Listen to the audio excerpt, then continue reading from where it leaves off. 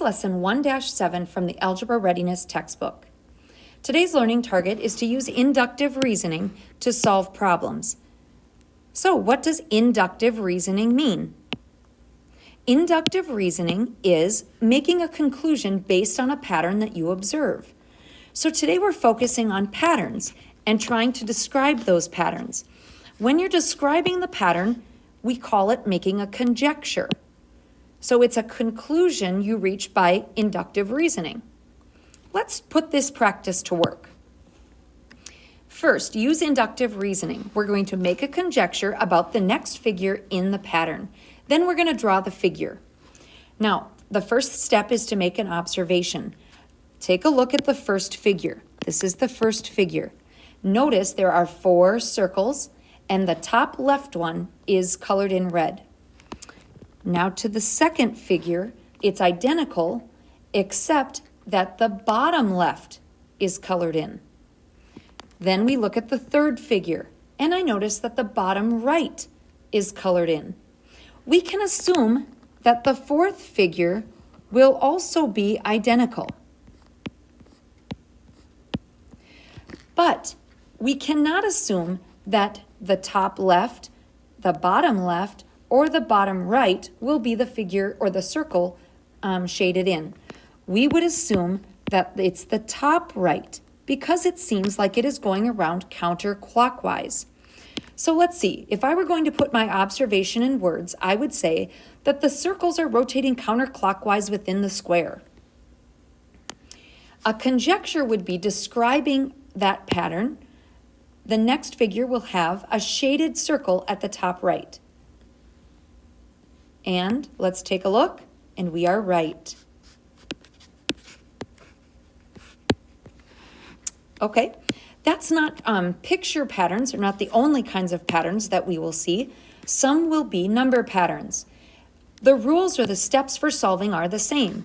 You're going to start by an observation, look at each step, then make your conjecture, and lastly, tell what the last shape should be or the last number should be. So here we go. 0, -4, -8, -12. It looks to me that to go from one number to the next, I seem to be subtracting 4. So how can I write that as a rule or a conjecture? It looks like this. Let's start with 0, so I'm naming where we start. Start with 0, and then subtract 4 repeatedly. Let's take a look at the next one. 4, -4, 4, -4. So it looks like the pattern would continue, 4, -4, back and forth, back and forth.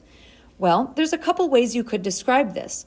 One way is by saying you start with 4 and you multiply each consecutive number by -1. Another way, which maybe some of you went this way, it's a little easier, is to alternate between 4, so show where you start, and its opposite. The opposite is -4. All right, letter C. Pause the video and see if you can come up with the pattern for letter C on your own. It's a little tricky, but so make sure that it works for all of the numbers in the sequence. Okay, so many of you came to the point where you said, oh, okay, so I'm adding, some of you might have said, oh, I'm adding 1, now I'm adding 2, and then you got here and you thought this should add 3 and it doesn't work. So you probably scratched that idea.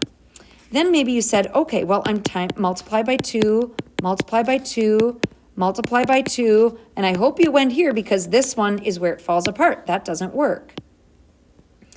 But did you consider that there is not the consistent pattern, that the pattern alternates between multiplying by 2 and adding 2? We would write that like this. Start with 1 and alternate multiplying by 2 and adding 2. Make sure you write those down in your notes. Pause the video if you need more time to review. All right, so a counterexample is an example that proves that a statement is false. So let me give you an example. What if I gave you the conjecture that all prime numbers are odd? Now, for those of you who forgot what prime numbers are numbers with two factors, 1 and itself. An example of a prime number would be 13, because 13 is only divisible by 1 and 13. There are no other numbers that are factors of 13. So the conjecture is that all prime numbers are odd numbers. Can you think of even one example that disproves this statement? If you can come up with even one, then that conjecture is false. How about the number 2? The number 2 is a prime number. It is also even. So because 2 is both prime and even, it disproves that all prime numbers are odd. All right, so let's try one of these. Is each conjecture correct or incorrect? If it's incorrect, you need to give one counterexample. So let's try this one. Every triangle has 3 sides of equal lengths. Is that true? Well, no, that's false. Now, that's true for equilateral triangles, but you only have to draw one triangle that's not an equilateral triangle. The figure below is a triangle, but it does not have 3 equal sides. So any triangle that does not have all 3 sides equal would be a counter example. It doesn't have to look exactly like mine. All right, see if you can pause the video and do the next two. Is it the next two? Nope, it's the next one on your own. The opposite of a number is negative. Well, that's true in that the opposite of 5 is -5, and the opposite of 6 is -6. But that falls apart when we say, well, what's the opposite of a negative number? It's positive. So the conjecture is incorrect. And I only need to give one example, even though there's many. The opposite of -2 is 2, is one example where an opposite is positive. All right, last example. Is this conjecture correct? The next figure in the pattern below has 16 dots. Oops, look I have the answer shown. All right, so we went from 1 to 4 to 8 to 12. So what's my pattern? It looks like I had 1 and I made a square around it. And it looks like each new figure, the side lengths are increased by 1 dot. So this one has a side of a 2 by 2.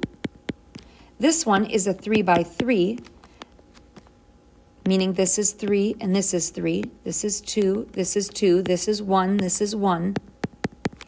And this last figure here is a 4 by 4. So my next one would be a 5 by 5. So let's draw what that looks like. 1, 2, 3, 4, 5. 1, 2, 3, 4, 5. And then all of these dots would just fill in. And then I can count how many dots that would be.